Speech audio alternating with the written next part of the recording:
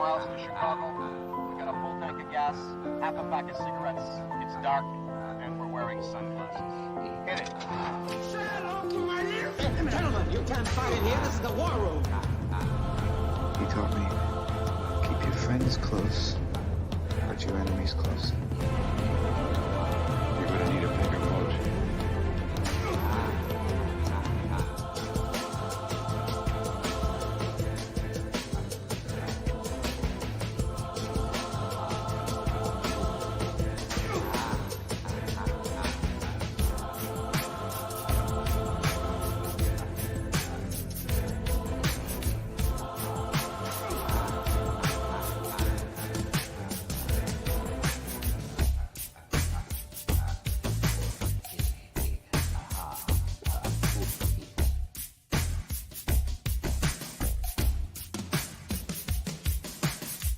A guy like me, Freak. a guy like me. But listen, I know why you choose to have little group therapy sessions in broad daylight. I know why you're afraid to go out at night. Hey, who'd you talk to? What's going on? It is me, Mike Lepre, King Mike L. This is Legit Paranormal, brought to you by legitpodcast.com. Today's October 9th, 2022, 10092022. I tried it earlier. There's 3 2s. I tried to work it into 9. So I got nothing for the Math Geeks today. Joining me as always, however, Buddy Money. There, what's up, buddy? Good evening, Mike. How you doing? Congratulations, your Giants had a wonderful game this week. Unlike my Dolphins. That's why I've got the blue glow, because I'm I like staying. the blue glow. It's been all blue all day. Yeah. Right. Tonight's beer. I picked this because last week I was with Joey B. We were on special assignment in the lovely city of Boston for his bachelor party, and we stumbled into a brewery. How odd is that? And we stumbled into this beer. It's a heavily fruited Berliner Weiss, which I know that's not your game, Mike. It's called Yummy. That's the can by Trillium Brewing. Yummy is fruited by sweet fruits of pineapple, passion fruit, mango, lime, and guava. Mike, I bet it is. This is so delicious. It's so yummy. Buddy, do yourself a favor, right? Listen to me. Oh, it's Listen to me. Go get some grenadine, pour that in there, and get one of those Easter peeps and throw that in there too, because that's what you're drinking. You're not drinking beer. It's candy. It's candy in a can. Why? Trillium did a collab with this lovely brewery called the Vale Brewing Company in lovely Virginia, and they did a one last time run with this. So you if don't like sugar is low, have one of these. Oh my God! So you don't like beer? All right, go ahead. I love it. A collaboration, kind of like our guest this evening. She's coming to us not from the state of Rhode Island. She's from a different part of the country. She's actually from Colorado. She's a paranormal investigator. She's a medium. She's doing good. She's what else? What else does she do? She's keep going, buddy. She's a student of metaphysical healing. Oh my God, I know there's one more thing about her. She's the founder of Things of Colorado. Welcome to this show, Adrienne Clayton. Welcome. How do you do? How are y'all? So how did he do? Good, we're doing good. But how did Buddy just do? He's awesome. I good, all right. I really want to try that beer now because. But it's not beer. No, it's not beer. But what I drink isn't either. It's Mike's Harder Lemonade, and look. I'm drinking the Trulies that were left in my house. It's a beer. But here's the thing.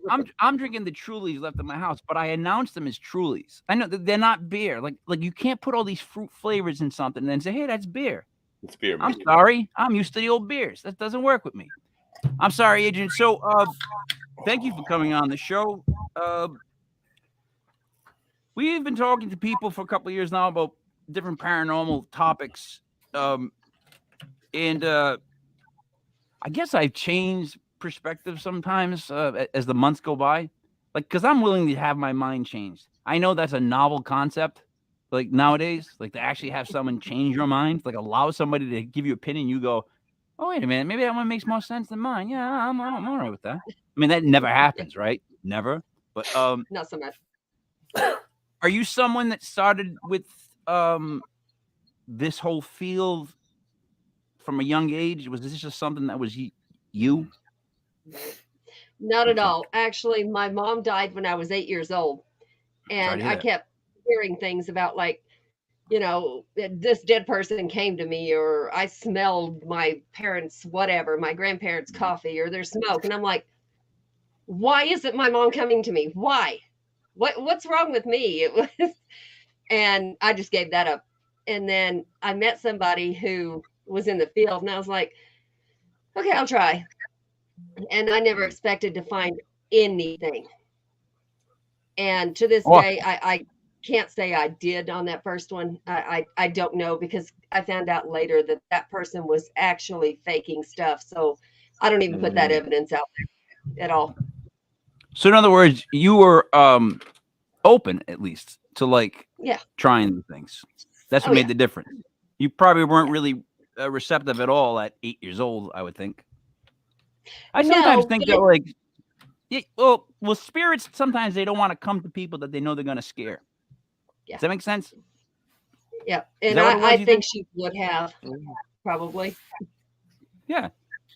I mean, so I've been dealing with, I don't know if I'm starting to lose my mind, which has begun a while ago, Right. or because of this whole paranormal world venture that my mom passed on the 26th of December, and every now and then I'll be doing something, and I swear to you, it's not my thought, it's hers.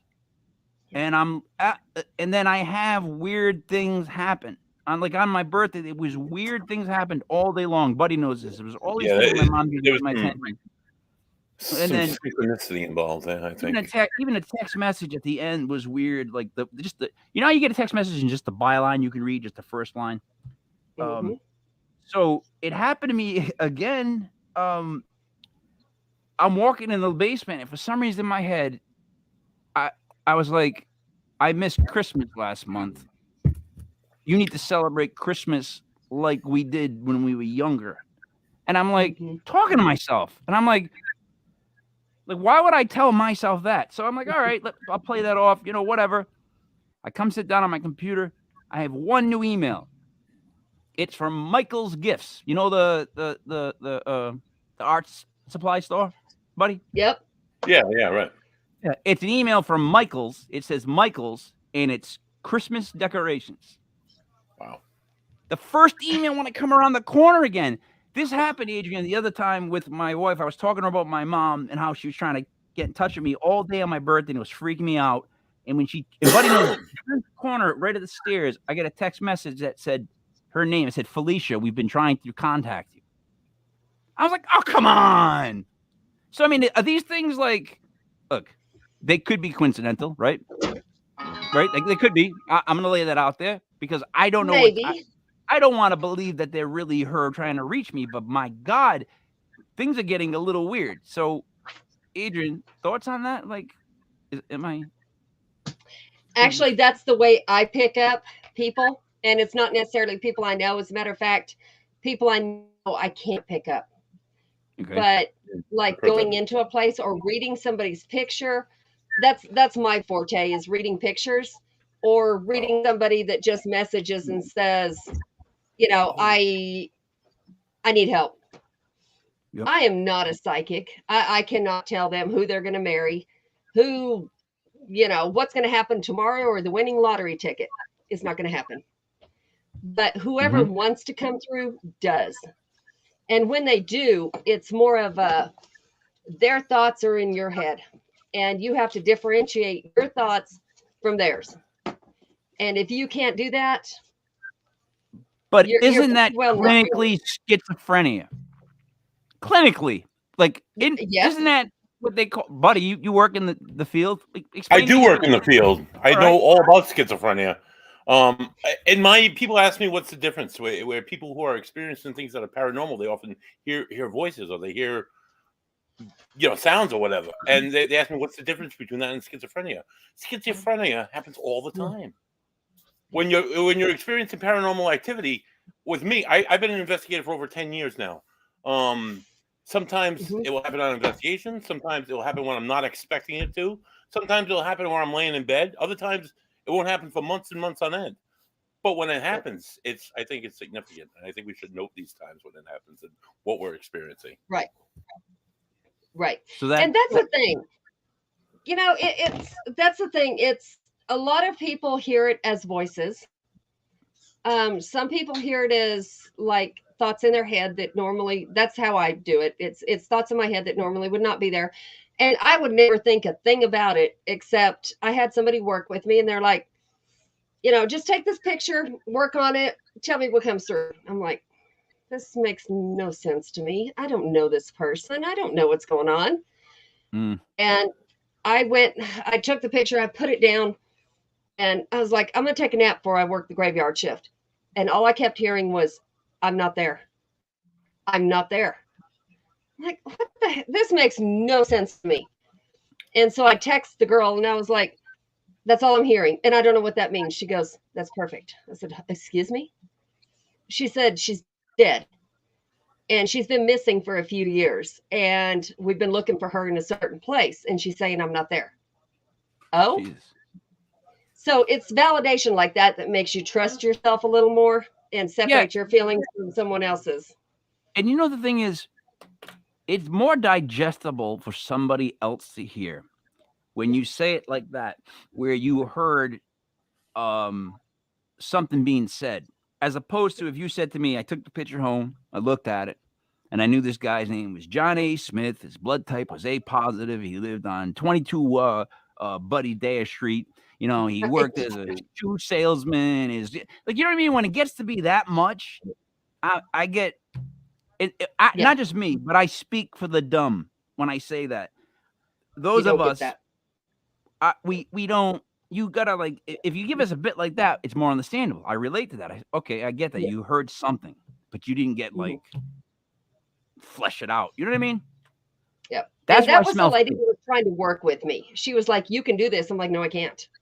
If I could have done this, my mom would have talked to me. I can't do this. She's like, yes, you can.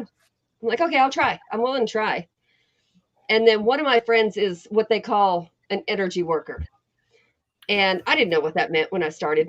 We were in Salina, Kansas, and it was a Masonic temple. I don't know of any Masonic temple that's not haunted. This place was crazy. And so she says, come here, I want you to feel something. And this was after I'd gotten whistling downstairs that never should have been there. And it was a ballroom where the old soldiers would come and when they would come back home, but not to their home. And there would be ladies lined up around on the chairs, 10 cents for a dance. That's, I don't know. That was their living. I don't know. Tina Turner, private dancer. I'm sorry. Right. Much. Or what's the other one? Pat Benatar. We Are Young, the video. Same thing. She's a dancer. I'm sorry. Continue. That's pretty much. Yeah. I mean, these people would come and just sit there and wait for somebody to think they're cute enough to dance with and pay a dime for it. But I could hear this whistling and I was like, why am I hearing this? And we actually have it on video. And I'm like, what on earth? And the lady that actually worked there, she was like, we hear things like this all the time. I said, okay, well, I can't talk to you like this. I'm going to go get my equipment. I'll be right back. And I started to go up the stairs and there was this bang behind us. And I mean, like the floor shook, but it can't because it's all cement. This is like marble floor. It's not going to shake. It's like, what on earth just happened? She takes off running and I'm grabbing her. No, we don't run. We don't run. Stop it. And so I go upstairs, get the equipment, come back. Of course, we don't get too much after that. Wait. Why? I'm sorry. Why don't we run? Yeah, because that's not a good idea. Why? Then the energy is way high. And then they want to chase you. Oh, we got some activity. Let's go. So it's like a dog. With you. Yeah, it was like no, and this was Energy and one of my emotion for first sure. cases. Definitely. Like a Definitely. dog. Like you don't And hype up this a dog and then run from it. Is that what you're saying? right, yeah. Okay, I'm with you. And like Continue. my I'm sorry. friend, she was like, I do this energy work, and I'm like, okay, whatever. I don't know what you're doing, but whatever. She said, you don't see this person here? No. Do you? Do we need to go to the hospital? What are you seeing? And she's like, no. She said, they're right there. Just close your eyes and picture them. I'm like, there's nothing here. She said, okay. She said, well, I'm going to cross them over. Do they want to go? Is that something we really want to do? She's like, yes, take my hand. Put it over the top of mine. She took like this. She said, do you feel it? And you could feel like static electricity. I'm like, what is wrong with you? What is going on? Ever since then, I can feel things that I shouldn't or didn't before. And then I worked with. What did you cross over? There was he was like the keeper, is what they called him. He used to be like a guard, and he was one of the soldiers that came in and never left. Okay. He's still guarding the place. All right. So this is a big issue I have in the whole paranormal community world. All right. Buddy, you know where I'm going with this. Some people don't believe you can cross people over. Some people do believe you can help people cross over. Then I ask, if you can help people cross over, why are there so many of these places that I know of that have children's voices?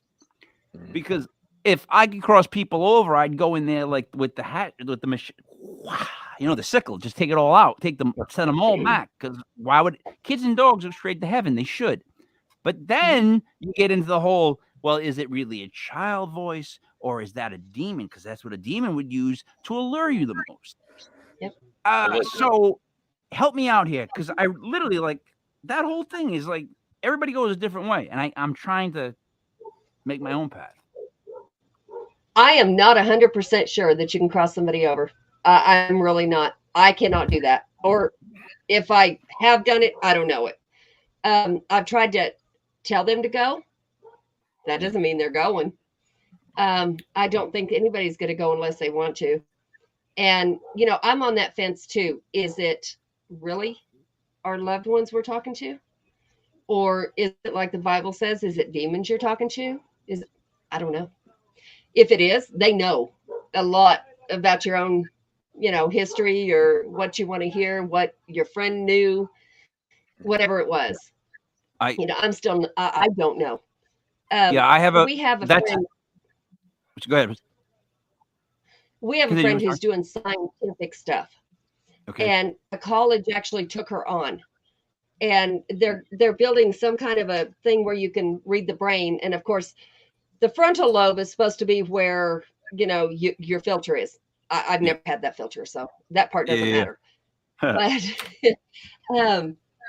they have like where you're supposed to be able to psychically, right and left brain, they're reading it. It's supposed to light up. I don't know.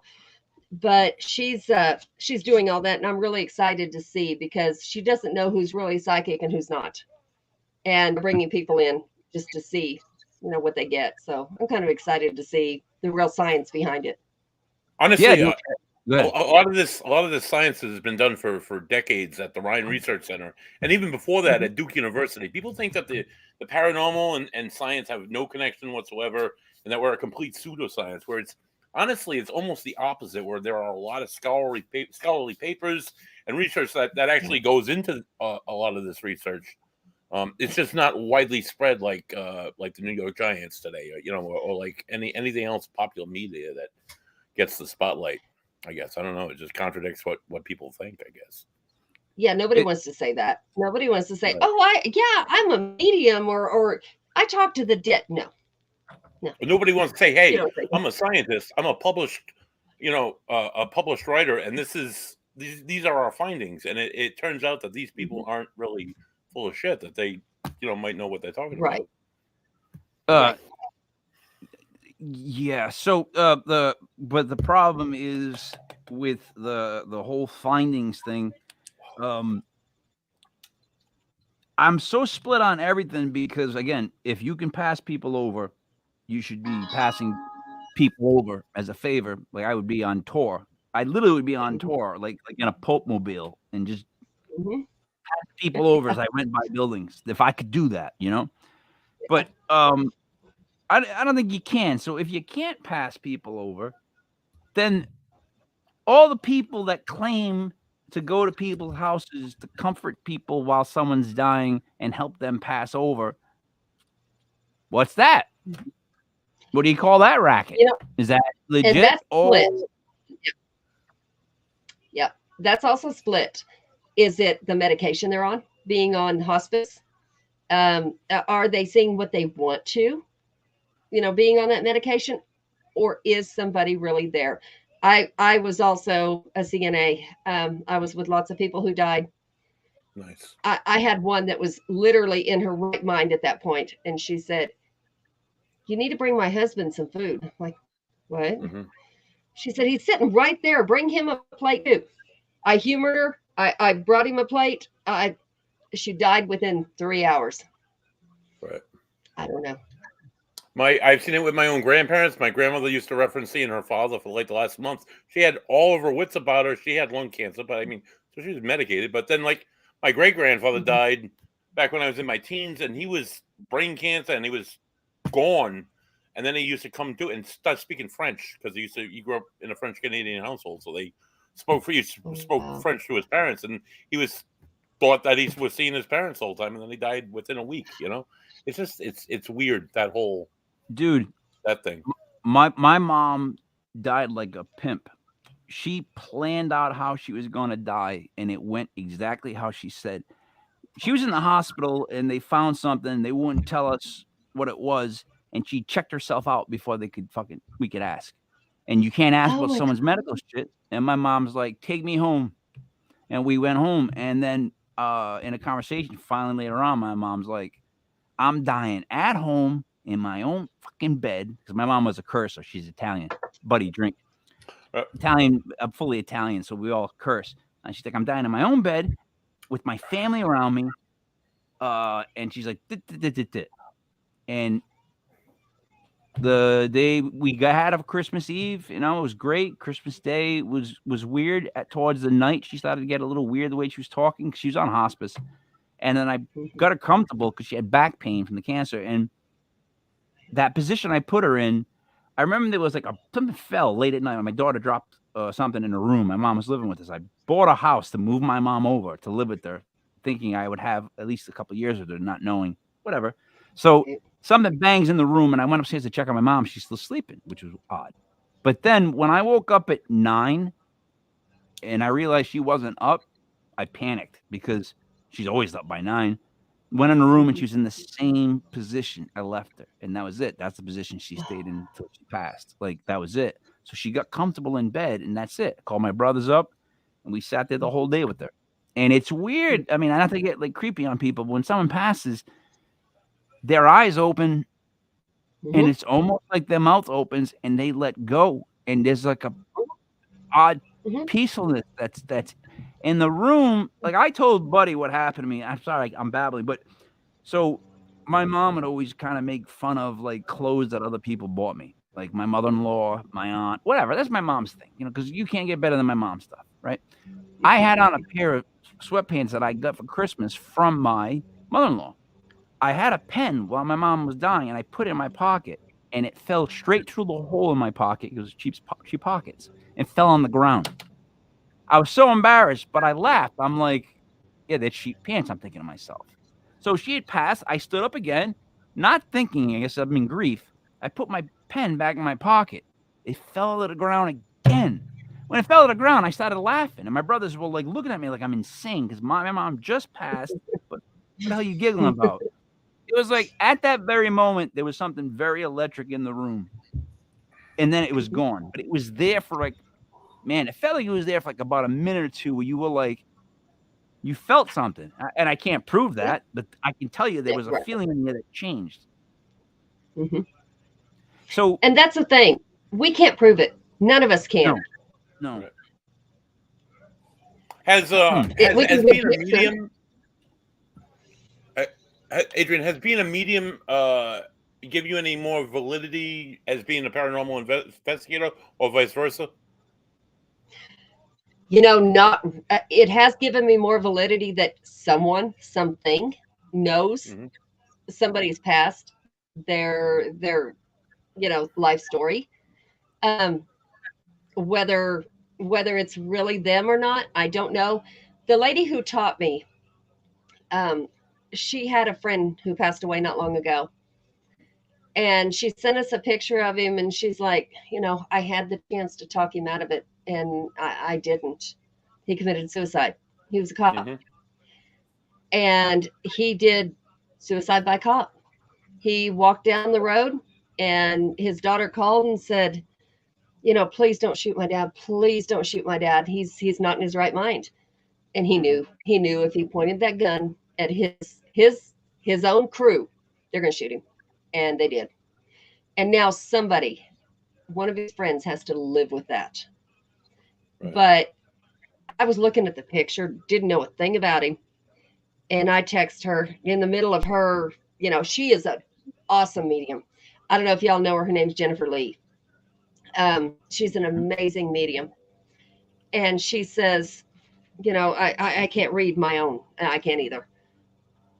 I said, I don't know why I'm hearing something about, I think it was something about his wallet. And I'm like, what on earth? Oh, peanuts. I said, why am I hearing peanuts? What does that have to do with anything? But she taught me to say whatever it is that comes to my mind. She goes, oh my God. I said, what? She says, he used to tell me, find my wallet for me. I can't find it. She would remote view. And she said it was a camouflage wallet, and it'd be outside, and I'd have to find it. And he'd say, I can't pay you, but I'll pay you in peanuts. And that was their thing. So that was like, whoa, where did that? I don't even know this dude. I don't know where it came from. But, things like that. His wife had remote view? It wasn't his wife. It was just a school friend. It was one of my friends. I was going to say, that would be such a great thing for the wife to have. Remote view? I lose my keys on a daily. Legitimately. Like, I walk into rooms still, and I go, what am I in this room for? And I take a second to figure out why I am in the, so I would love to have somebody who could remote view. They'd find my shit all the time. So, let me ask you, so remote viewing, is that something that you have to train your mind to do? Like, because the thing about it, like, if you ask someone asks, how would I remote view? I'd love to remote view. It's like, okay, well, what would you have to have? Like, what would you have to work on? I'm being serious. Like, what?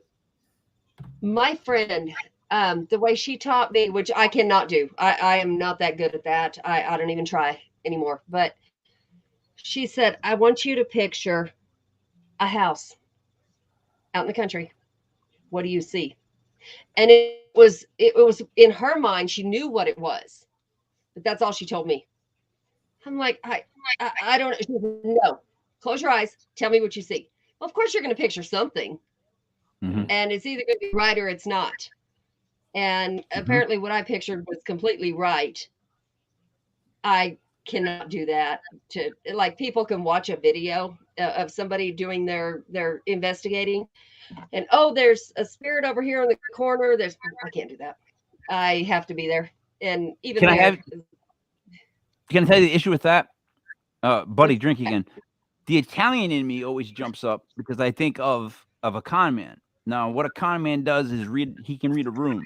He can look at you. He can break you down in about 2 minutes to figure out basically who you are, right? So that's actually something that like my daughter has it, I have it, my mom had it, one of my brothers has it. Like, we get a vibe off people immediately, and I kind of can size somebody up, and I don't know if it's street smarts or if it's just in my head, but I can size somebody up immediately, right? And it's just something I have. So, buddy, help me out. Where does that, like, how does that tie in? Like, in other words, that intuition. Is that what you need to work on, or you need to let it happen more, accept it? I'm not asking Buddy anymore. Adrienne. Because Buddy paused too That's much. an The empath. freaking loons behind him. What's that? That's empathic. Yeah.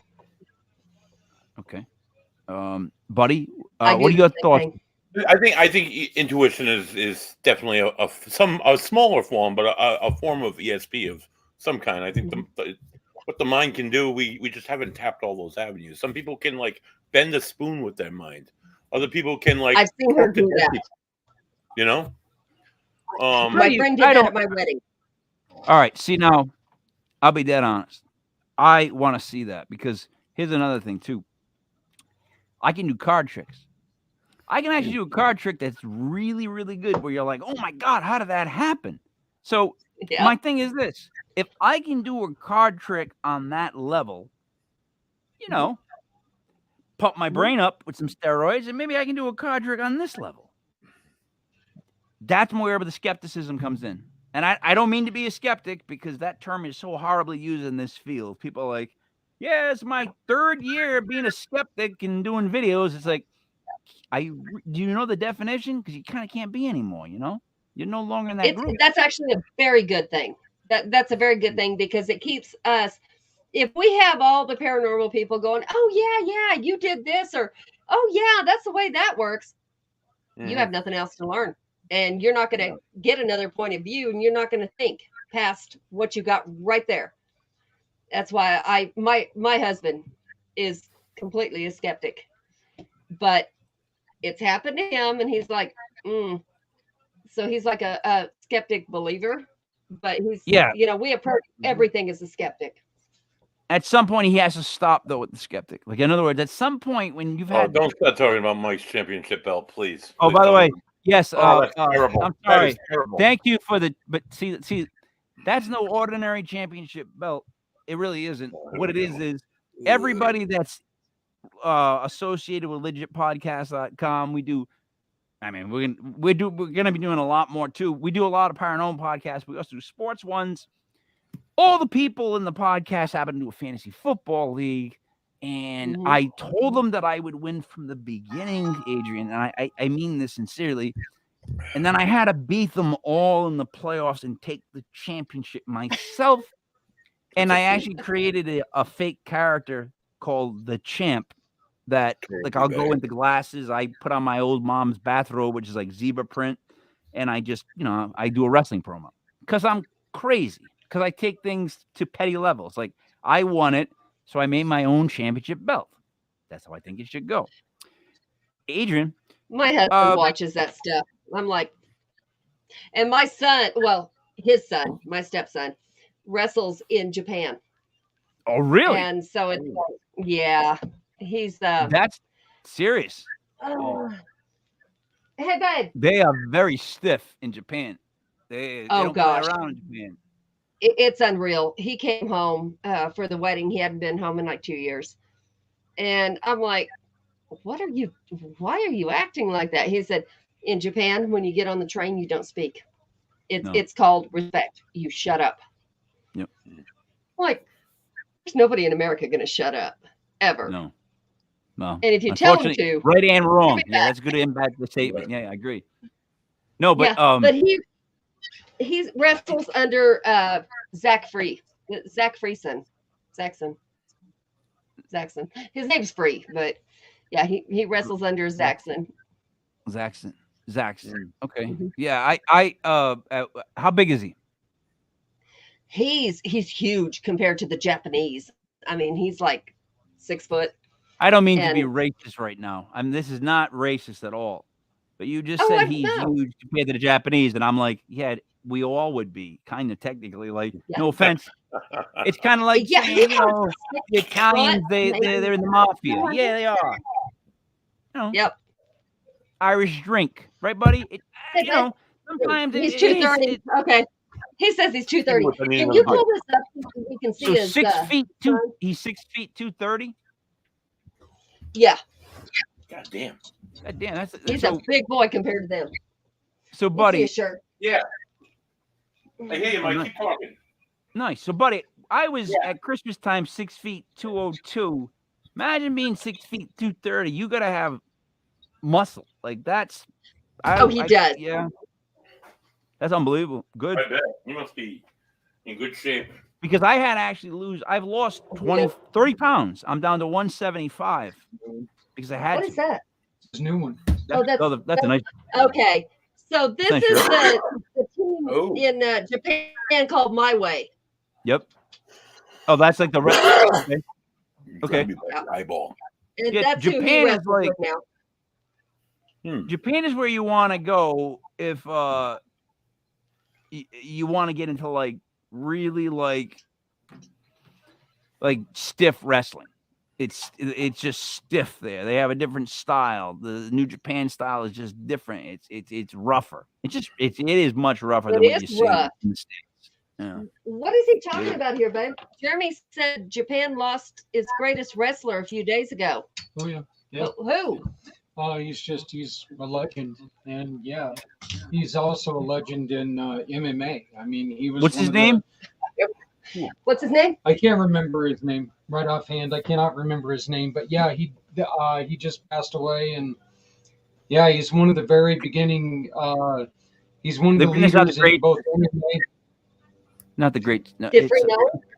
you know what? Because I'm an MMA fan and I'm an MMA wrestling fan. I do a wrestling podcast, so not the course. Oh, his name was Antonio Inaki. Yeah. Tony the Great. I just said that. Antonio Inaki. That's what I was trying to say. Really, he died. Yeah.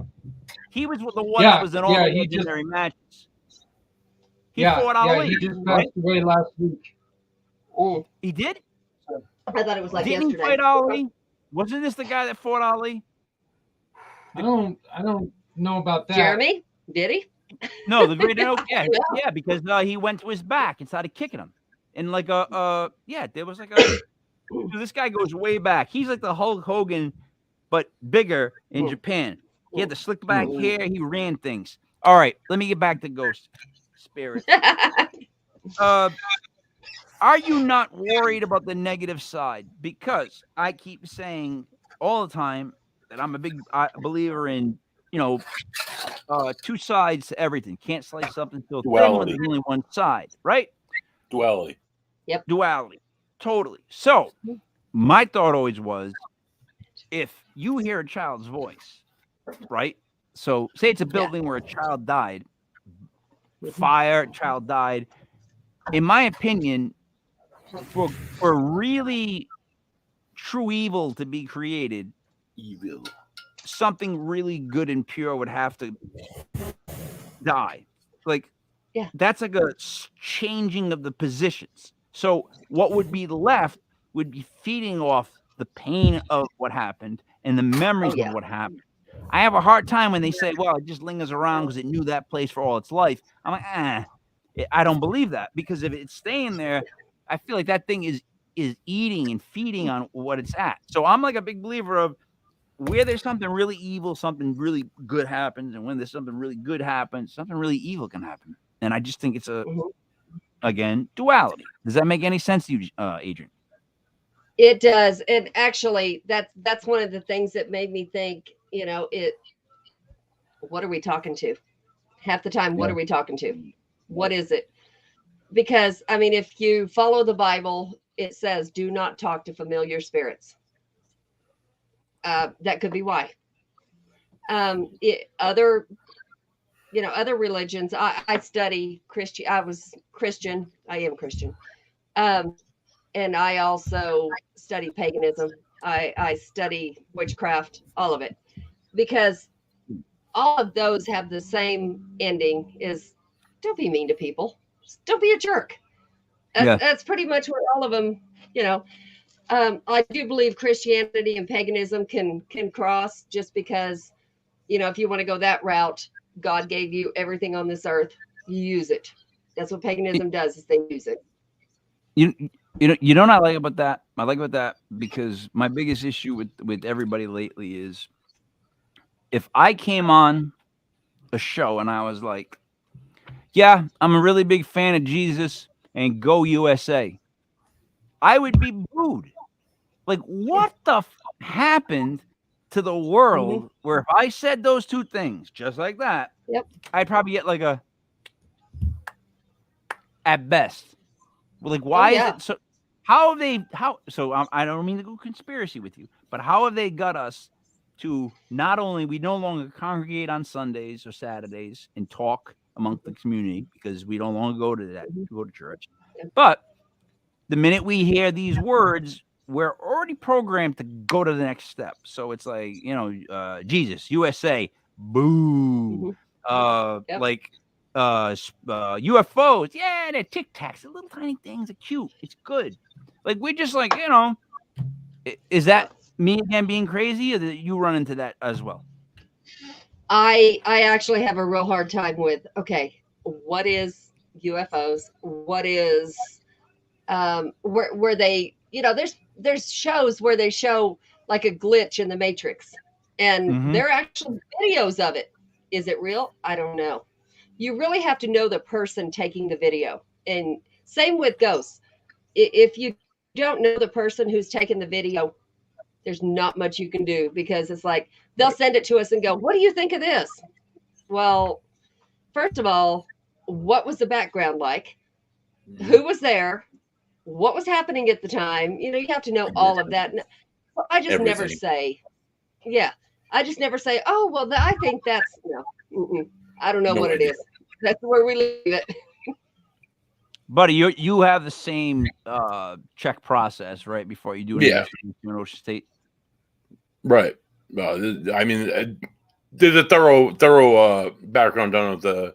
There's a very thorough questionnaire and interview process that we conduct with the clients, involving like a total psych screening and everything. Just like random questions that I put in there, just that like kind of test the psyche. Is this person like on medication, or does this person use illegal drugs?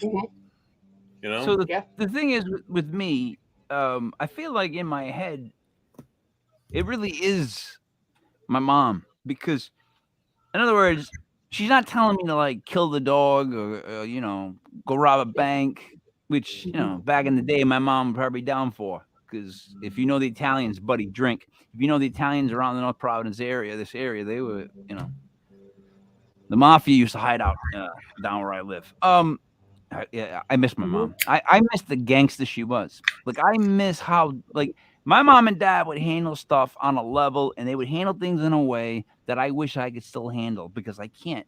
Because, Adrienne, at this point, with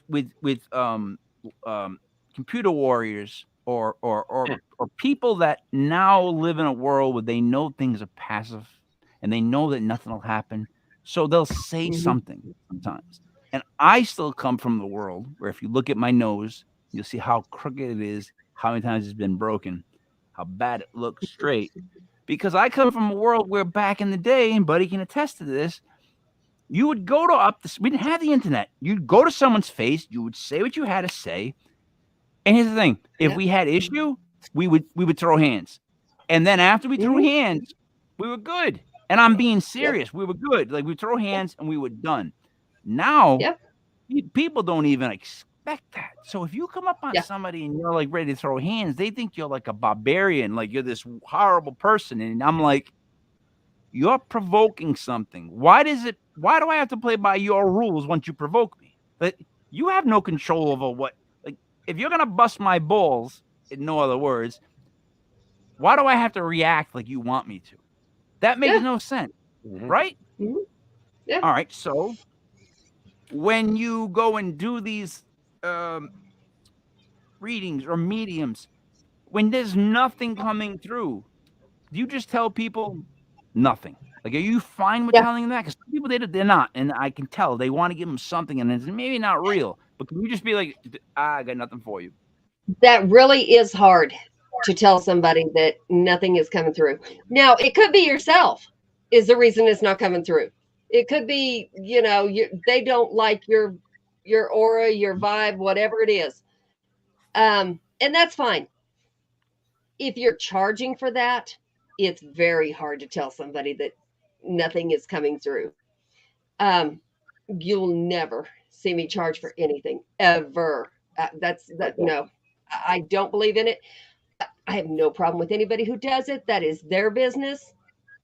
I can't. I can't see doing that. As far as what you said about the throwing hands, and we used to go face to face in the animal world. we call that the pecking order.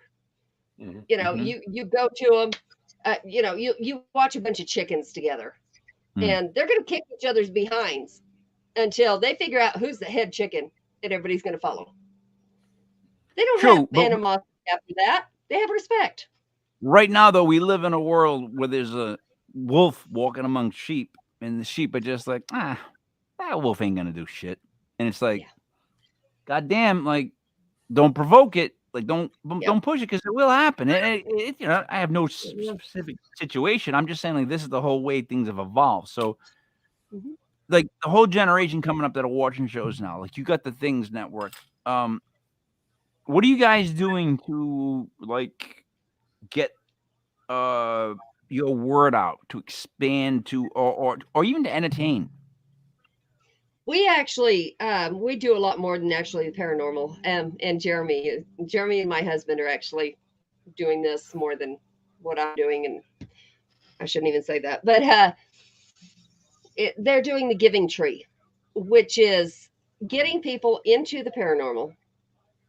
And it's one year we did just medical staff. It was because, you know, the pandemic. We did the medical staff. They needed a break. They needed something to where they could just relax. And whether they thought it was real, whether they didn't, it doesn't matter. They needed to, like, go to a haunted house. You know, you go through and you have fun. We do that every year, and buildings actually give their location for that night. And anybody who is police, nurse, um, military, you know, they get in free. Which is, yeah, Um, I agree. it's awesome. Jeremy, you want to give the That's dates another on word. that? That's another word that you can't throw out, by the way. Go U.S. military. There's another one I can't, like, it's like support the troops back in when Whitney Houston was singing. Cut to whatever artist you want to put in now, and I don't talk about the troops. There now. What happened? So what happened? You know what I mean? But okay, I'm sorry. Back to the thing. So you do investigations in your area? Like, how many locations do you have? Like, what do you cover for as far as ground? I actually do mostly. I came from New Mexico less than a year ago. I had lots of locations in New Mexico. We moved to Colorado because I got married. But here I do mostly local, like residentials. And I'm going to be completely honest about this. Every residential we've had has either been drugs or it has been mental issues where they have manifested the stuff themselves. That's I'm so happy to hear someone say that, to be completely honest, because, like, by my numbers, by being like a number geek, a sports geek, just how I am, I crunch numbers and I'm like, come on, how many of these people must be on drugs? The percentage, or, you know, that's why I always bring mental illness into the show. People get a little upset about that, but I'm not doing it to make fun of them. I'm doing it to say, it's life. you got to be able to distinguish between the two and help that person either way. Like, in other words, you're an investigative buddy, you both have your teams. When you go to these places, you can still help that person. Oh yeah. Just maybe in a different way. Like, that's where I feel like it's good no matter what. As long as you're there to comfort the person, not take all their money, and just make more sense. Even if you tell them, look, I think you really need to talk to somebody because maybe what you're hearing is not something, like, just to double check. Like, you know, just to double check. Like, that alone is checking in on somebody. It's taking care of somebody. Maybe they don't have paranormal issues, but they have issues. Like, one of our last ones had a child involved, and this baby was about 4. And the mother was projecting everything onto this child. And this child would say, I see my daddy. No, this child didn't see his daddy, but the mama thought she did. So now the child thinks he did. He's not sleeping. He's not, you know, it was crazy. And we had to tell her the night we investigated, she had one of her friends over and they were drinking and it was very bad. And they got into a fight and we left. But I told her, I said, look, you know, So they had the kid you're there when they got drunk and fought, right? The kid was there the whole time when they drunk and fought. Yes, you got to get out of that. That's just toxic. That's one of those. I don't think I can help you, but maybe I should call DCYF, Right. because your kid shouldn't be there. Right. I'm sorry. I'm such. So my background has been, I worked at a boys club for years. I coached basketball. I have twins, boy and a girl. So I have coached them their whole lives. I've been a coach in sports. I ran the summer league outdoors for 2 years in my town. So like, I'm big on that. I hate when they talk about kids. I hate anybody that says they hear kid voices. And if there's somebody that can pass them over, they say like, oh, they want to stay there, or they give us some dumb excuse. And I'm like, how could a kid want to stay there? Like, he doesn't know enough. It's a kid, right? Like a dog. Like, you kind of got to show them where it is outside. They don't know better. There's so much more field to run in. But Yeah.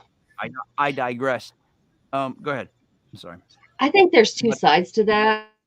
Just because the child may be there because they see mom and dad and want to stay with mom and dad. They don't want to leave mom and dad. They don't know what's on the other side. I haven't had much experience with that, but what I have had experience with is suicide victims. And suicide victims they're really hard, because It's got to be. what you hear from them is, I'm sorry, I didn't mean to. I'm sorry. They're not leaving until their family understands, I'm sorry. Right. Don't do this yourself. I did not mean to. It's not your fault. You know what's Crossing funny? them over? Probably not. That's so. All right. So what's weird about all that is this. I have my own mental health issues. Yes. He says We that all to do. comment in jest. No, but I literally do. I just don't have where that goes. But what I do understand about that from dealing with people is that people that end up committing suicide, I almost feel it's 10 out of 10 of them that regret it the minute it starts to happen. They all try to like live. Like, there always seems like a struggle. Like, they kill themselves, but then at the last second they struggle it out because, Right. and that's the regret they must go with, right? Mhm. Yeah. See, that's what I'm Yeah. afraid of, carrying regret and stuff like that. Yep. You know what I mean? I had a stepson just 2 months ago. I had a stepson that he was my son's brother. I've been married since then. We've been separated a long time, but we raised our kid together. And they said he committed suicide, and he didn't. His girlfriend did it. He didn't do it. Ooh. And my son was like, my brother didn't do this. My brother didn't do this. And he sent me pictures, and I'm like, there's no way he did this. Because it was like a charger cord. He hung himself with a charger cord over the bathroom door. Ugh. And when the cops kicked in the door, he fell in the bathtub, not behind the door. So everybody's like, but they wrote it off as that. The Indians ended up taking it over, and they're actually doing an investigation because he is Eastern Shawnee. But it was like, that's a hard place to be in, because you don't tell your son that you know what happened, because you really don't. You might have it in your mind what happened, but that doesn't mean you do. But I took it to my friend who is a medium, and I'm like, you don't know this situation? Here's a picture of him. Tell me. Mm-hmm. She's like, I have this picture, and she drew this picture, and it was just so amazing because I didn't know. And I sent it to my son, and he goes, oh my God. He sent me a picture of the guy he thought did it. Identical. Completely identical. And this girl knew nothing about the whole situation. Didn't even know he committed suicide. Wow. So And what do you do though with that knowledge? Nothing. You can't go to a police officer. All right, but you just riled me up with Buddy Drink, the Italian Rose, and I just thought to myself, my dad would have been in the car and on his way to that house. I'm not kidding. That's just how we handle things, and that's just how it was. Like, you just didn't, something like that kind of offense. Get in the car, Let's go handle this. But you can't do that anymore. So you know information about somebody that you believe did something. You can't do anything about it. Right. Nothing. That's actually funnily enough, that's actually happened to me. I knew a medium that I still know her. She is able to read photographs like you can. You're only the second person I've ever met that can do that. And I showed her a picture of a boy who I knew had disappeared, who was suspected to be murdered by a staff member at the former lad school in Rhode Island. It was an awful institution there in Rhode Island. They a lot of abuse, a lot of awful things happened there. It was a lot of autistic and MR children. But anyway, this kid disappeared, and they found his skeleton like 6-7 months later, and the investigation closed, which was weird. But I showed her the picture, and she looked at it for about 2 minutes, and then she described what it was like being choked by this grown man who had lured this kid into the woods. So something about a dog, got him in the woods, choked him to death, and how he could hear like running. She's like, I can hear running water. This kid was choked in the woods of this lad center, and where two rivers come together behind it. So it's just like some of the gruesome details that she pulled off of this photograph from the 1950s. The murderer is probably long dead. It's just like, I couldn't tell anybody, but I mean, it's just like, it's phenomenal. It's so fascinating to me that you can just pick that up from a photograph. Yeah. And my son, he'll never know. I mean, I showed him what she had sent, and he showed me what, he thought. But that's as far as it'll ever go. And the boy ended up coming to my friend, and he said, they're never going to find it. They're never going to get justice. Don't worry about it. I know that you fought for me. That's all I need. Leave it alone. Yeah. And of course, question they're about leaving him alone. what I'm reading below. This is from Your Things Network. I've actually been approached a few months ago about a convict killer who supposedly was possessed by a demon, and seeing about him getting out of prison. I wouldn't even know where to begin. I can tell you where to begin. You go home. You turn around your car and you go home, and you go like this. And you know what that means in Italian? Buddy, drink. I wash my hands of you. I'm done with this, like a blackjack dealer. I'm out. Jeremy, I remember that. Leave it alone. Leave it alone. Wait a minute. Well, no, I'm being serious. All right, convicted killer. He's supposedly possessed by a demon, right? Yeah. All right. Here's what I'm going to tell you. He is possessed by a demon because he killed people. However, that's right. That's not an excuse, nor is it a reason to get him out of anything. No. Because we are all, oh my God, I say this all the time, and we're not good. We're not evil. We're nuanced. We have different levels of how we balance things at certain times. You can't be just good all the time. I can't stand people that are good all the time. That happy, really happy, like, it's like, dude, you must like really be seriously crazy in your own time to be this up and happy. Like, how do you maintain that? Like, seriously, in public, Okay, I digress. Brad, you're going to get your butt kicked. Adrienne, somebody that's a killer, does it matter that they have a demon? Are you trying? I don't think so. I think I'd leave it with them. Yeah, well, because what's the goal? What is the goal? That you want to get the demon out of his body so that he could be him, the guy that didn't commit the murder, and then what? Nope. What's the point? I'm being dead serious, buddy. Would you? I don't know. I don't know how I'd approach something like that. That's murder. That's a nice excuse, though. I mean, hey, it wasn't me; it was the devil. Let me go. Buddy, the God excuse is so overused. Yeah, even Bundy, he was like, you know what? Just kill me. I'm not going to change. So just kill me. And weirdly enough, I like it when people are more upfront with me.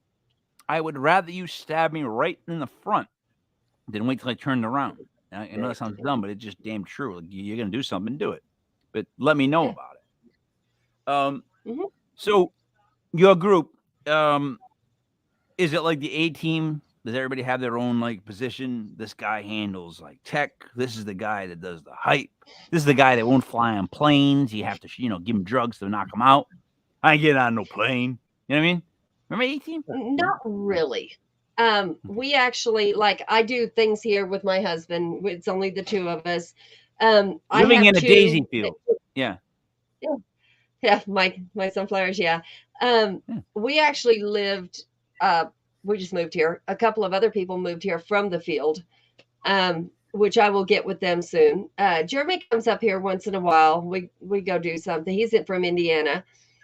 But Jeremy meets people that are like, okay, they will take his experiments and run with them. One of them is a dog whistle. And we've tried that dog whistle several times in places. The results are very different in different places.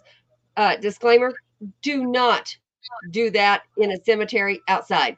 Wolves will come get you. Ooh, no, thank you. What? Yeah, What? yeah. We had Do somebody what? that did How could I get wolves to come get me? the wolf whistle, the All dog right, whistle. dog whistle. Dog whistle. Okay. All right. We were trying frequencies with spirits. I agree with that. So yeah, that was bad. That was bad. I But- no, I agree with frequencies and vibrations, and that's I think how spirits cross over. Absolutely. Like I have my own weird list of things that I've now believed in that I've heard from other people. Mhm. I feel like Yeah. there's vibrations that go on, and it's almost like being in a band. If you're not in rhythm with everybody else, you're off. You can hear it. But once you hit that point where you're in with them, it's no longer you playing. It's just this one sound, and it's all, Yeah. That's how it works. So kind of like that, right?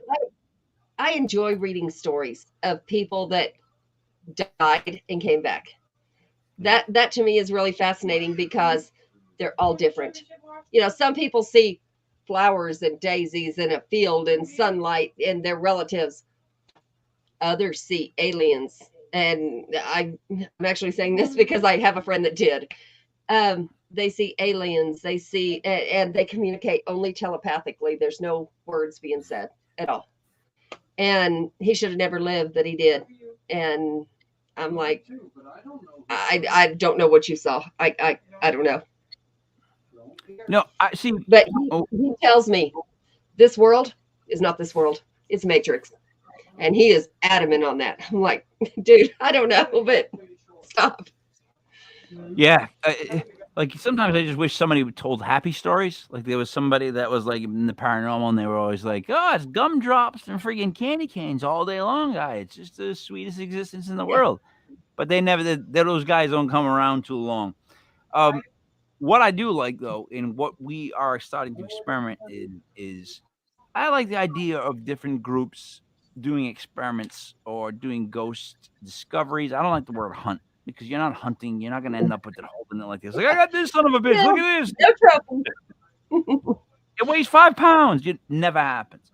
But I like the idea of working with more groups from different states and doing more wrap up of what we saw this week so that everybody can get cross-pollinated. So, and this is something we plan on doing. We would love to have you guys just because it's a way to like,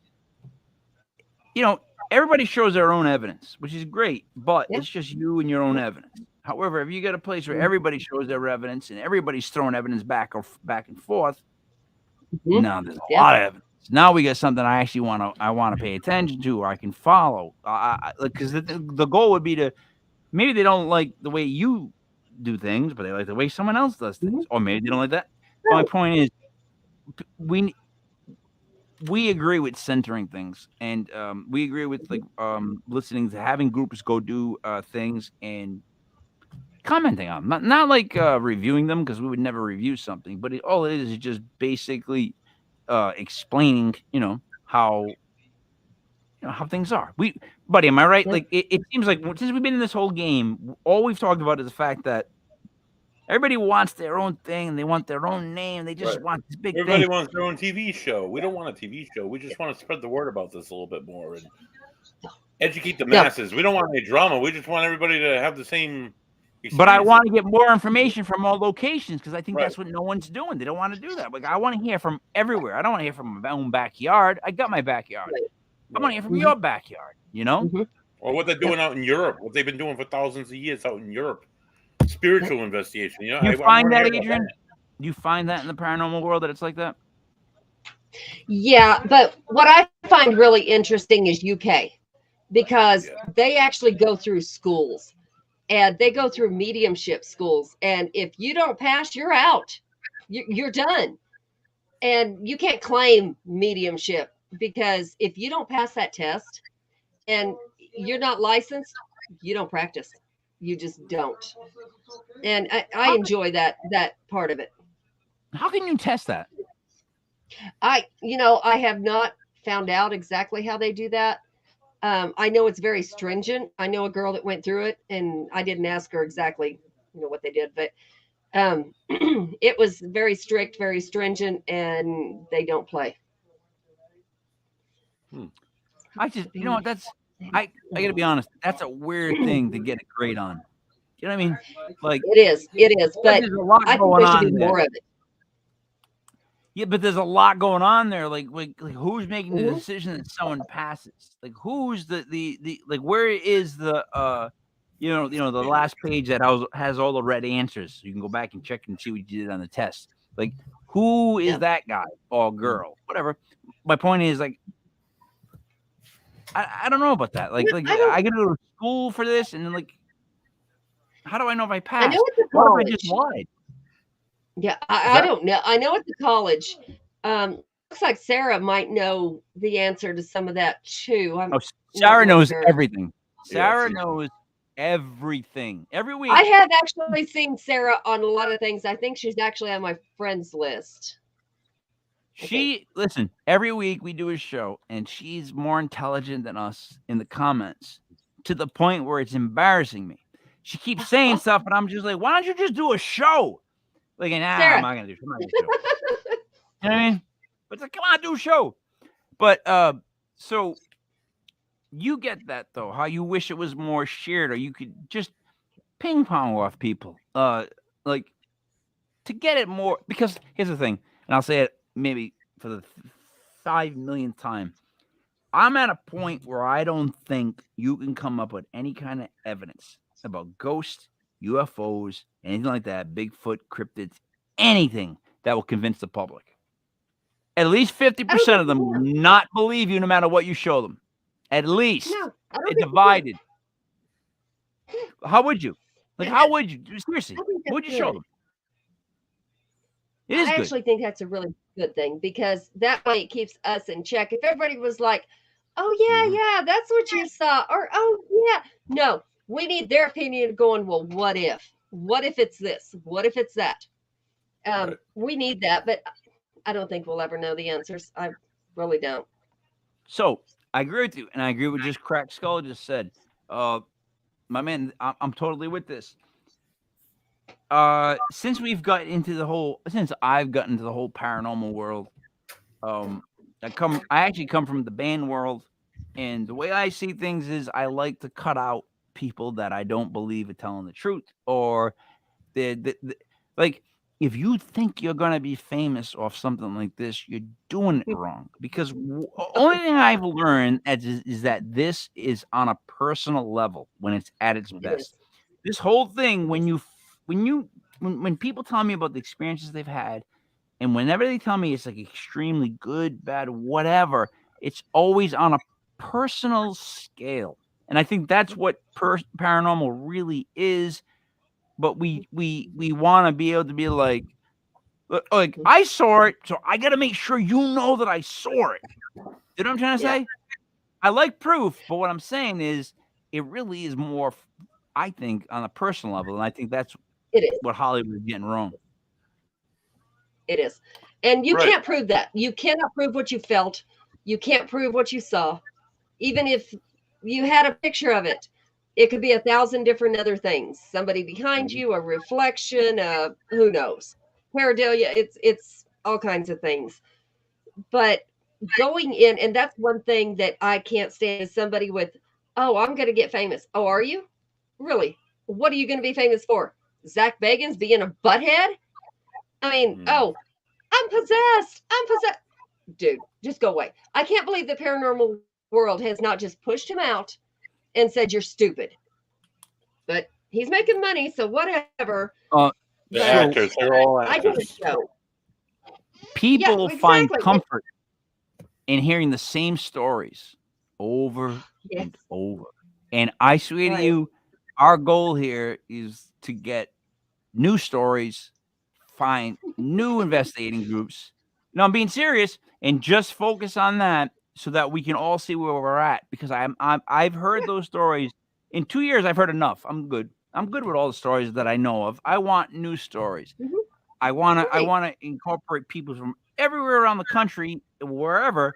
I want new stories. Like that's to me Right. what it should be about, right? That's investigating. People keep saying they investigate. Well, that's what investigating is, right? Yeah.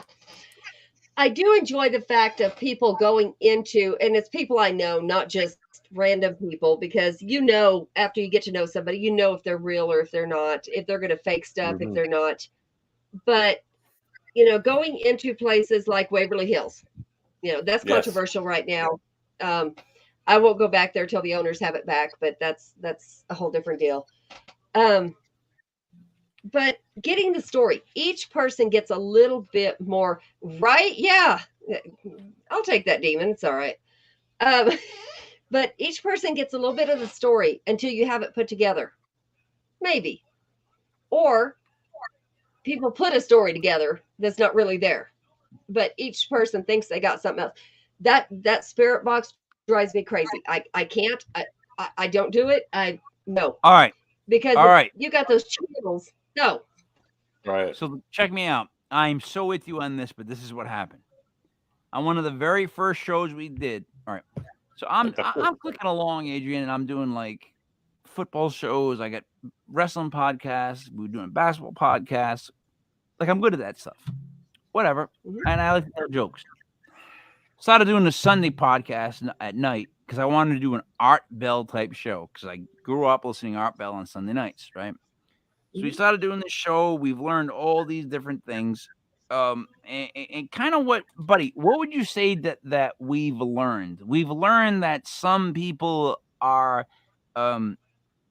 telling the truth. Right.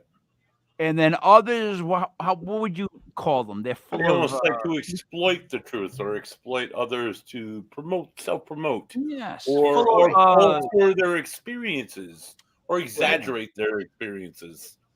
Yeah. Or tell complete falsities. Oh, I got it. It's called full of shit. I'm Right. sorry.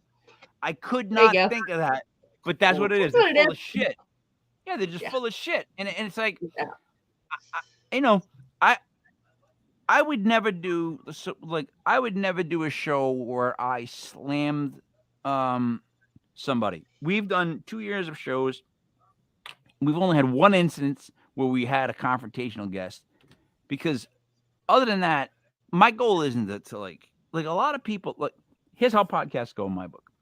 They're either boring as all God can make it. Like they're like monotone, and I want to just fall asleep, play Celine Dion, and maybe kill myself.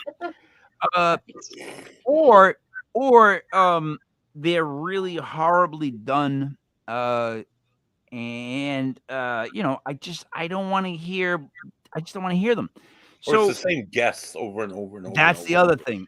It's like, come on, we just saw this guy a month ago. We'll see him again. You need cross-pollination. You need people that all stick up for each. In other words, like wouldn't it be great to be like, let's go to friggin' Kentucky to one of our groups and see how they're making out? Whack. Because that's what people want. People think local. I think global, not global, but literally maybe global, I guess, countrywide, whatever you want to call that. I think that way. And I think we share kind of the same mindset. Yeah. So, buddy, we go nationwide. We actually do with things. We have Nick Muley. He's on. He is actually in charge of everything outside of the United States. We are in charge of everything in the States. As long as we know that a team is legit, that is not going to be idiots. I like that word. I like that word. Yeah. I'm sorry. They're legit. All right. If they are good, that we know their experience is good. If they'll tell people, no, you don't have something, or yes, we'll help you, and I'll find a way to help you. And if we have to, I mean, we actually have bishops on speed dial. If something happens, I've never had to use it, but I have it. But if they're in that, somebody calls and says, hey, I need somebody in, Tennessee. I need somebody in Alabama. We have a team. Nice. We have that little book. And if they can go, they go. If they don't, they wait till somebody can go. But, buddy, write this down. Write this down. What she's saying, write down. Make sure we have a meeting with Adrienne after this show. Are you writing it down? I'm writing it, Mike. All right, thank you. I'm sorry, Adrienne. Continue. But, it's one of those things that 8 out of 10 times, it's nothing. I know. That's just the way it is. I mean, so look, the comedian in me has always wanted to make the show about a paranormal group that goes out and never finds anything. I mean, you watch episode after episode after episode, and we're like, we haven't found a thing. And then we have a big finale where we publicize, oh my God, like, shocking reveals. And on the big finale, we find nothing. That's it. Yep. That's all. That's it. Oh, good. 8 out of 10 times, that's what you find. Nothing. Yep. Because we're going to be doing things. We're going to be doing things like that, and we need to do a disclaimer where we tell people, look, we can't promise something's going to happen. Like, you need to know that. You could be sitting and watch this for a whole hour. Nothing might happen. Yep. But that sound thing you talk about, the sound box, spirit box. All right. So Buddy's at the Varnum Armory, and he's there and he's playing, which to me is just a guitar amp skipping channels. Right? That's all it is to me. It is a guitar amp for my world.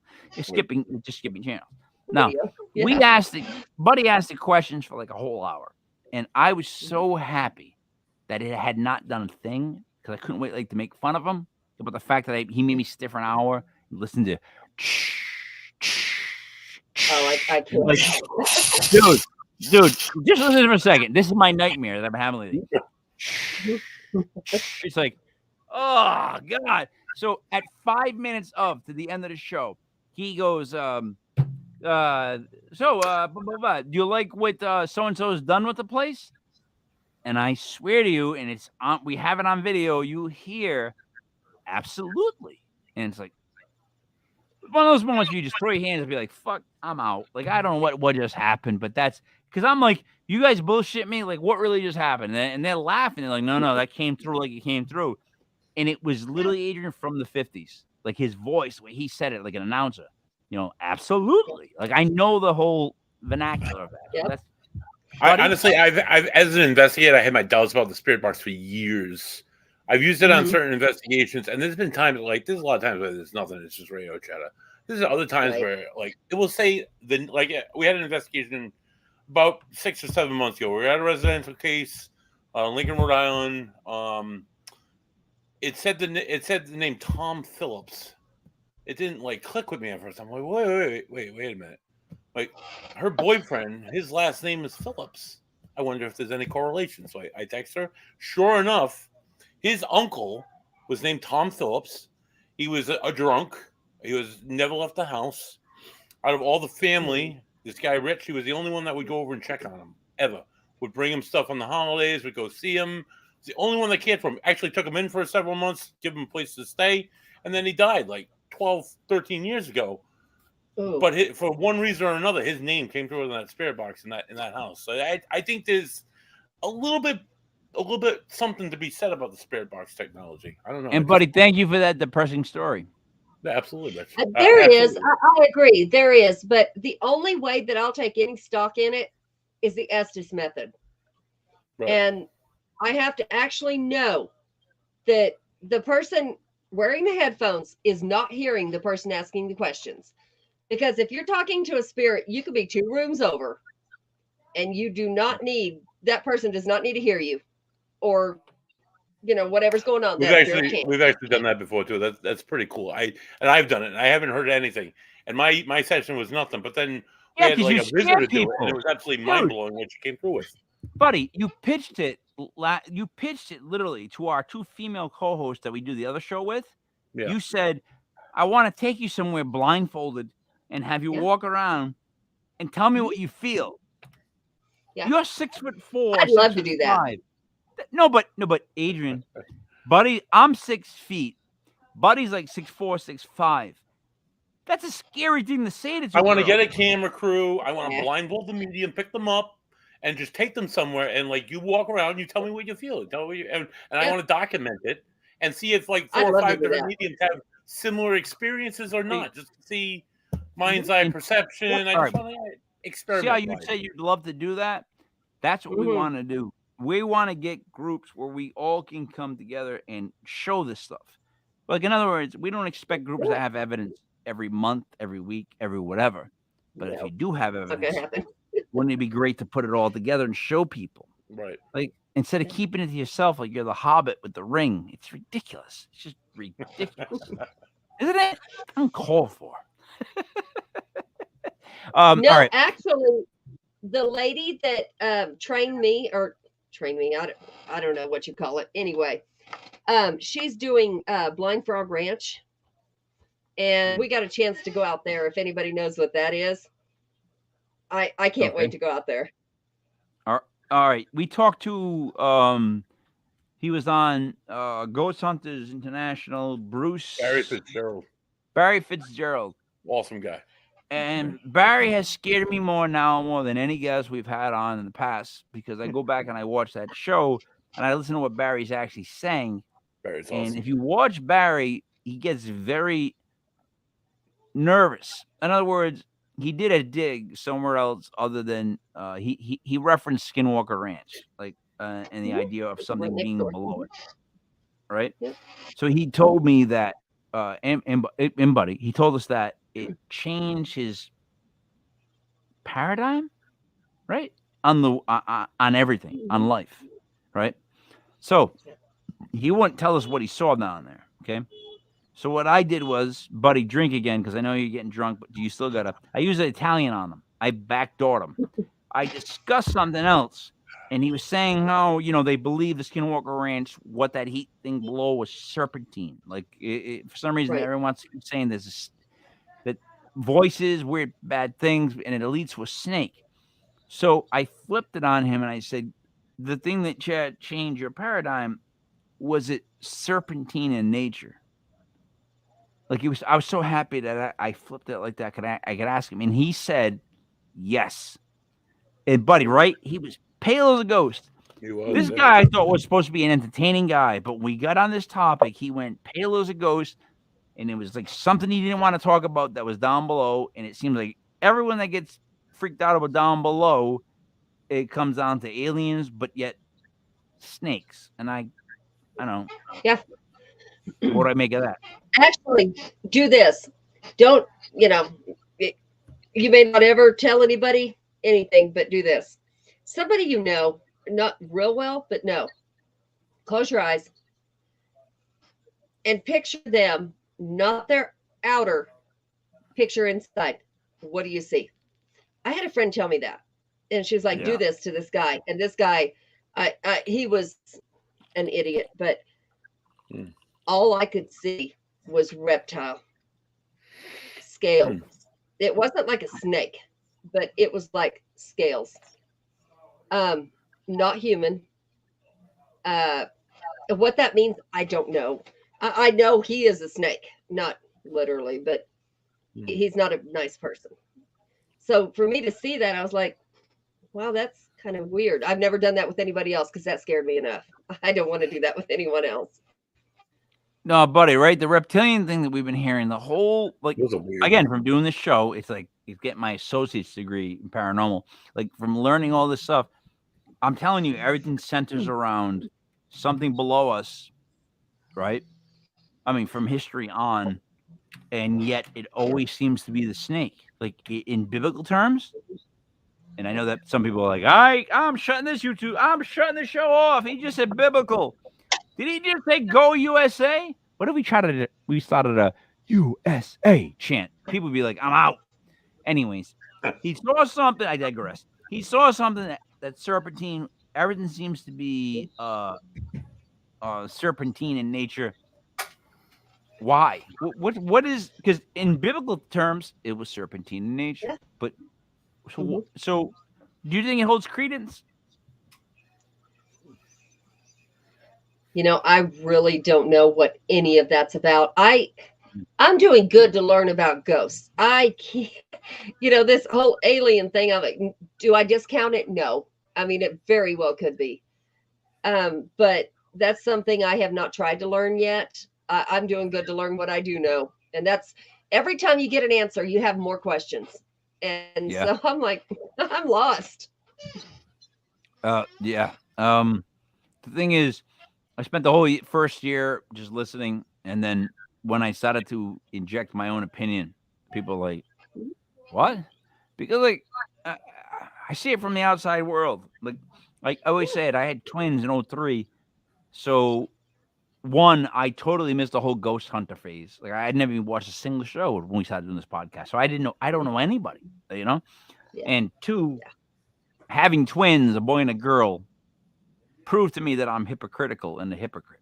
Like I'm 100% a hypocrite. If you ask me, are you a hypocrite? Yes, I am. Because you know why? My son will tell me something, I'll be like, attaboy. My daughter will tell me the same thing, and I'm like, whoa, slow down now. What are we talking about here? Yep. No, ma'am. Yep. I'll admit to it. I don't care. I'm protecting what's mine. All right? And if I got, buddy, if I got to go to a certain area to warn a certain person about not bothering my daughter, and I have to use certain alleged tactics, it's been done recently. Yeah. Why not?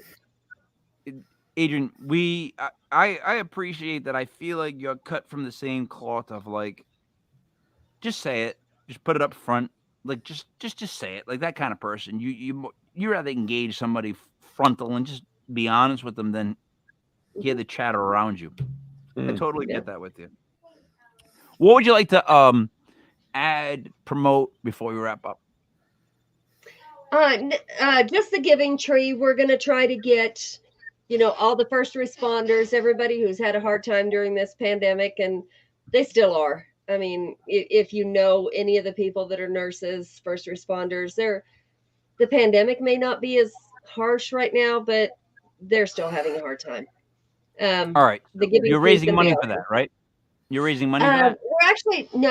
We're actually just finding locations and people that are willing to give that location for the night for people to, the first responders do it for free. Other people that go with them, they don't get it for free. So they're still getting their money for that night. Okay. Because we are doing a live show on October 27th. It's something that we've started to do. It's just because it's from the world I come from. We get paranormal speakers to speak at like a rock club. Mm-hmm. So on the 27th, we're doing ghost stories. Oh, wow. We're inviting people to just come up or pre-book. But it's not about paying somebody to tell me their ghost stories. Right. Everybody wants to tell their ghost story. So I want to have a night, and it's something we're looking to expand in the future to different areas about ghost story night. Like, I really believe that's an idea where people would love to sit down and listen to ghost stories or tell theirs. Right. So if spaced out appropriately and if emceed correctly, so that it's not just like a bunch of stories by maniacs and then nothing, spread that out with some music and alcohol. Mm-hmm. It's a fun night. Alcohol? I'm in. That's my point. So, all right. So, other than the website, the Things Network, and I literally do want to talk to you about stuff maybe another time because we share a lot of ideals, and Buddy knows this. I can tell that he's been writing it down. So, Buddy, she's good. Do you have anything you want to say to wrap up? I do finally have something I'd like to add, Mike. If you're done, next week, if you're not too overwhelmed by this week's show or football for that matter, join us for we'll have. From the Lizzie Borden Bed and Breakfast, Sue Vickery and Deb Vickers. They were both tour guides for many years there, paranormal investigators, have a lot of experiences with the axe murderer or alleged axe murderer of Fall River. Join us live. My final question, Adrienne, for you is, can I put you on the spot really quick? Sure. Okay, I'm going to show you a picture. Just tell me what you think. Sorry. Is that good? Can you see her?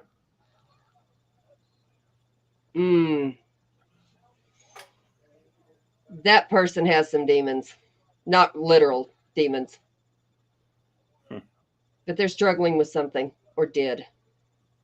Okay. Yeah. The word, does the name Jack mean anything to somebody? Nope. For some reason, Jack is coming through. I don't know why. I don't. Whoa. That was Yeah, I cloud. can go back. I'm sorry, I can go back to her.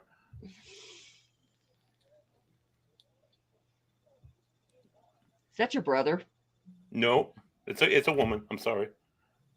Yeah, but buddy, to be honest, in fairness, the picture by your video screen is like she's trying to guess what she's seeing on top of what she sees. Okay, there we go. That's clearer. Whoever that is was funny. Yeah. Is there a child involved? Nope. There's a child somewhere around this person. Maybe. I don't know if it's like maybe a cousin, a niece, of something, but there's a child. And it's a little girl. Okay.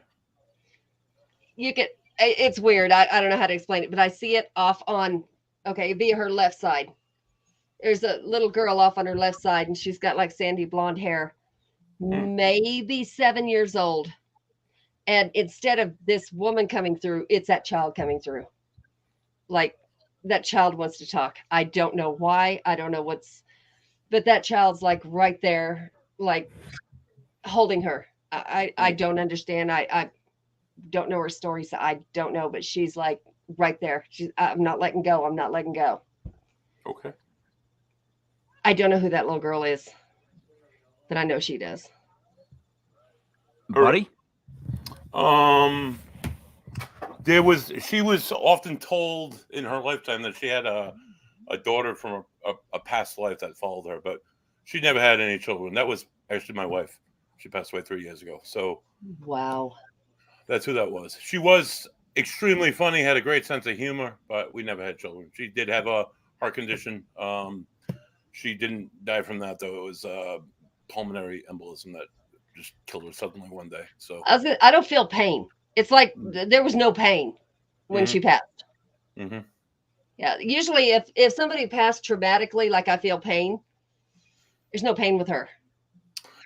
That's what other mediums have told me, that was pain-free, that was quick, it was easy, and it was. I was there. So it was you were there when it happened? It was pretty quick. Oh my gosh, I couldn't imagine. As much as I woke up work with dead people to her screaming, and she was in the bathroom, and she was gasping for breath, and I just called 911 because we were used to her with her cardiac issues. We used to having her in the hospital. And as I was getting things ready, setting, moving stuff around the house so they could come in, she got my attention. It's like, Bud, from the bathroom. I was looking at her from maybe like 30 feet away. She's like, I love you. And she just lost consciousness. She knew. She knew when she said that. They kept her alive. I'm like, yeah, she definitely knew. She was really in tune with her body, and she had certain abilities like you do. So I think she just knew at that point. But does she come around? We kept her alive on machines for a few days, and yeah, she does. I've had there's a local medium out here by the name of Ron Comto, and he puts messages on these purple papers. I've gotten about 5 of them for the past 3 years from Heather, and they're so intimate. He knows so much intimate details. It's just like he does messages like this. Yeah. He'll have these giant events, and then he'll like come up to you, and he's told me like intimate details about how she died, about what was going on, about how long it took the ambulance to get to the house. It took 12 minutes, and it did. It took about 12 minutes. I cannot do that. I was giving her first aid when I was checking her pulse. I was trying to get her, when it all went down. It was just for someone to know these kind of details about those intimate moments that only you know and that person knows who's dead. Personal. It's personal. It's working because it's paranormal on a personal level. Again. Right. It's not something that Buddy wants to prove to everybody else. It's something that he wants to feel good about, or to at least know for his own sake, his own state of mind. Right. That's awesome. Is there a significance to a box? I don't know if it's ceramic or wooden, but there's a box. There's been several boxes. There's Yeah, only I mean, one like that's sitting on a either a nightstand or a coffee table or something. It's a little box. It's maybe 4 by 4 inches. okay, there is. Yeah, I don't know what the significance is, but she's showing me that box. there's like For a some jewelry reason. box. There's a jewelry box that used to be hers that just pops into my head. But Is there a ring in it, Buddy? there might be like things of hers. Actually, I've been looking for a bracelet that a friend got her that I want to get back to the friend, and that Where's the wedding ring? I'm asking. the wedding ring is right here, right up with her urn and her. So it's not in the box. No. I wanted to clear that one out because There's just something about that box, like maybe she's saying, "Look in it," or maybe she's saying, I'm right here with it. Something that it means a lot to both of you. Mm-hmm. Maybe. Yeah, you know what it is. Just wanted to- You know the funny thing is too is that because we had I had to do a show last week with our buddy because everybody and Joey Parano show, who's usually our third co-host, that's what we call him, Joey Parano show. I had a medium on last week and we went one-on-one for like about an hour and 45 minutes, and he told me I was gonna die at 73 years old, and that my mom had crossed over, and that I was on my 27th life, and that I had finally proved that I would make it to heaven. And I said to him, I feel bad about saying this, but I honestly feel like insulted that you're telling me it took me 27 fucking times to get to heaven. Like he said that I made it by my 15th, but I just kept going, staying. And I'm like, that's insulting. Like, in other words, you know what? The whole thing about getting into heaven is, as long as you're a good person, I believe it's on God's fault. Like, in other words, if I'm a good person, but I'm bad in certain stuff, I'm not good at math, I can't spell, whatever. He made me. You made this. Like, I would never make a car and then blame the person who drove it for how bad it was. Yeah. So God's gonna take some responsibility for my faults too. Because, he could have made me better in math. He could have made me a little bit taller. My jump shot would have been a little bit better. Life would be different. So I take my own fault, but I believe also, come on, you gotta give and take here. Like, no, Adrienne? I'm to the point right now that, I'm questioning my own faith. That's where I want people. I think it's great. People are all doing that at once. We all want to go somewhere. We don't want when we die for that to be the end and done. Nobody wants to just disappear. So every culture, Egyptians, everybody had some kind of thing to where, you make your loved ones, a letter, something that would get them into the next life, whatever the next life they predict is. So I think there has to be, or there's demons, one of the two. Because how would I know things? How would I be able to talk to people and be right unless it's either demons or it is the people? I don't know which. I 100% believe in the soul. And I think that the soul cannot be stopped, because if we want to go back to the whole thing about energy being in constant motion, Yes. I just feel like the soul has to go someplace. But my biggest issue, and I've fought with people, is this. If I go to heaven, I want to see my kids. Now, if you're going to say to me, oh, well, you play different roles in different lifetimes and you don't know these people, but that bullshit. If I don't get to see my kids, I don't want to go. I would be at the like the let me in. I'd be like, my kids gonna be able to see me here, and they'd be like, no, I'm not in. I'm out. I'll go figure something else. I'll do it. I'll start my own heaven. I'm not with this. Like, I want to be able to see my kids. I want to be able to know that they're them. Yep. I don't want this like, oh, you know ultimate love. You just love everybody. I don't want that guy. I want to be able to see my kids. I don't know why no one understands this. I just want to be able, You guys okay? All right, good. And then I'm good. Yeah. Right? I don't know what happens, and that's something I don't care what kind of medium you are or claim to be or, what happens. Nobody has ever gotten the answer to what's it like over there, or, No. How are you feeling over there? Is it dark? Is it scary? Is it, you don't get an answer to that ever. By looking at what they've been catching on the new NASA telescopes, or what do you want to call those scopes, by finding out all about all the new galaxies and new universes, by finding out about that time bubble where if you're in it, you could actually travel, and like it would take 1,000 years, but you would only go a year in the bubble because of the thing. All the things they've been finding.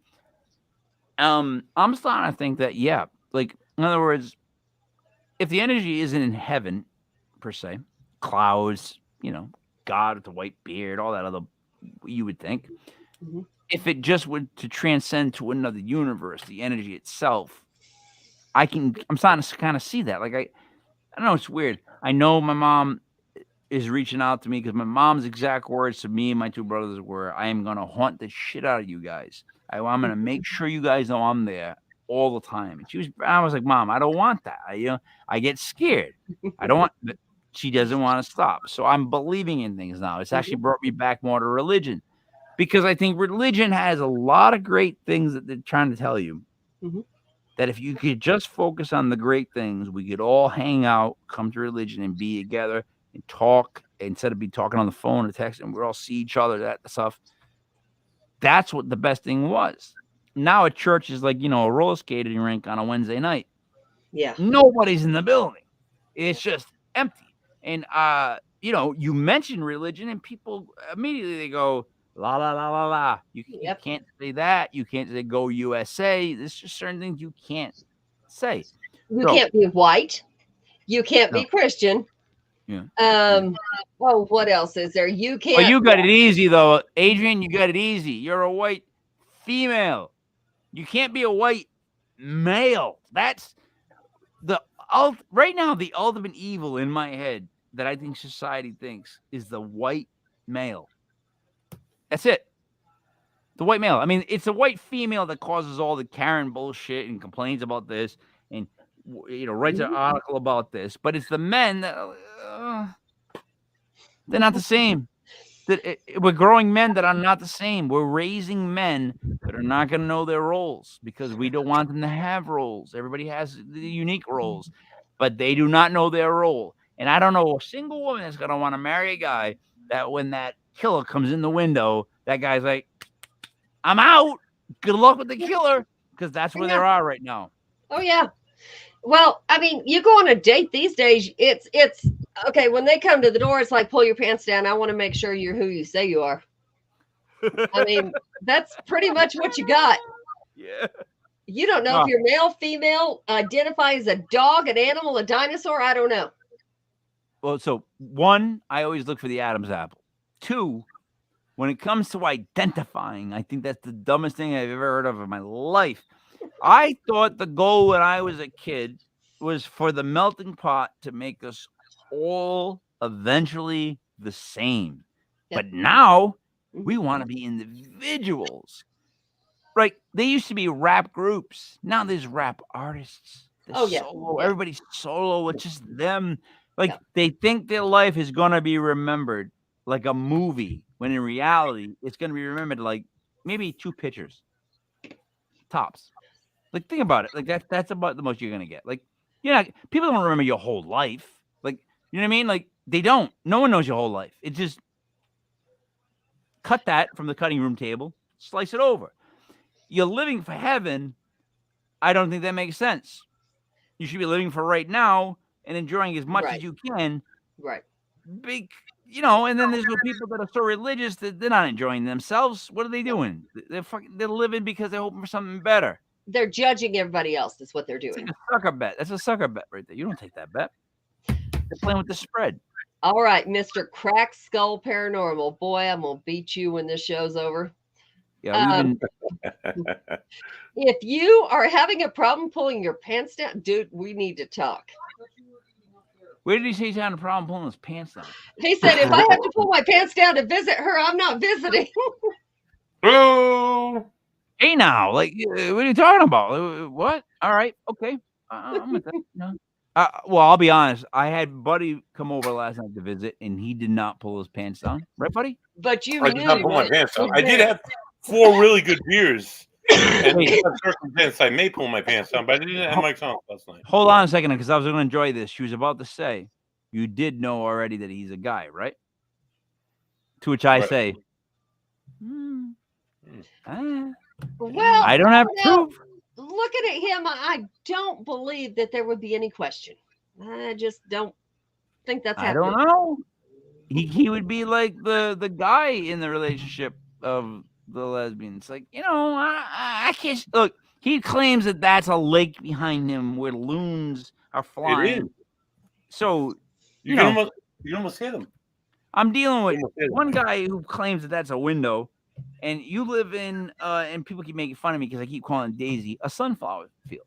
So I don't think that's true. I don't think you guys really live there. I'm gonna go on a limb and I'm gonna call you guys out and say, buddy, no, that's not a picture window where there's loons flying in the background. And Adrienne, no, you don't live in a sunflower field. I'm gonna go down by the lake and catch some Even fish. though I wish you did. Not lately, no, but I am from Kansas, and that's why that's back there. Oh, Kansas. There you go. Buddy, what do you got left to say before I wrap it up? just it's been awesome. It's always awesome talking to another paranormal investigator, somebody in the field. We have very like-minded, even though you're from Colorado and I'm from little old Rhode Island. So it's always good to talk to somebody else who knows what they're talking about. Again, join us next week if you haven't had enough of Mike's enchanting voice or my beautiful face, as we welcome Deb Vickers and Sue Vickery of the former the current the Lizzie Borden Bed and Breakfast, Scenic Lizzie Borden Bed and Breakfast in Scenic Fall River, Massachusetts. They have a number of ghost stories that I'm sure they'll be willing to share with us. Do we not have a show tomorrow night? We do have a show tomorrow night. Tomorrow night, we are staying right here in New England. We're going to go north to the Commonwealth. We're going to do Boston.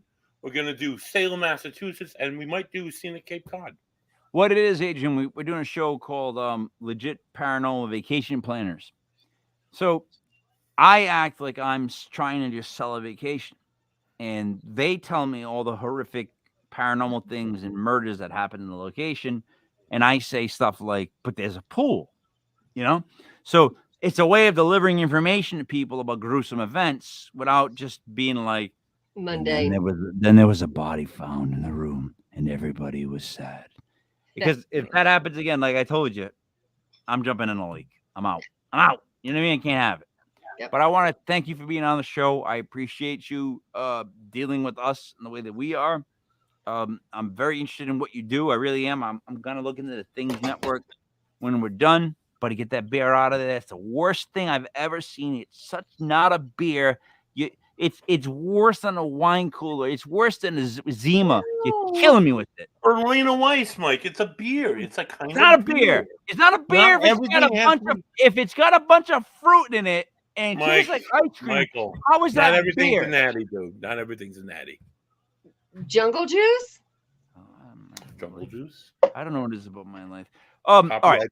So for Adrienne Clayton, for Buddy Money there, for Joey Parano Show. It's me, Mike Leopard, King Mike. This was Legit Paranormal, brought to you by legitpodcast.com. Tomorrow night we have a show at 8:05. Then we'll see you again next Sunday. Enjoy your night. Thank you so much.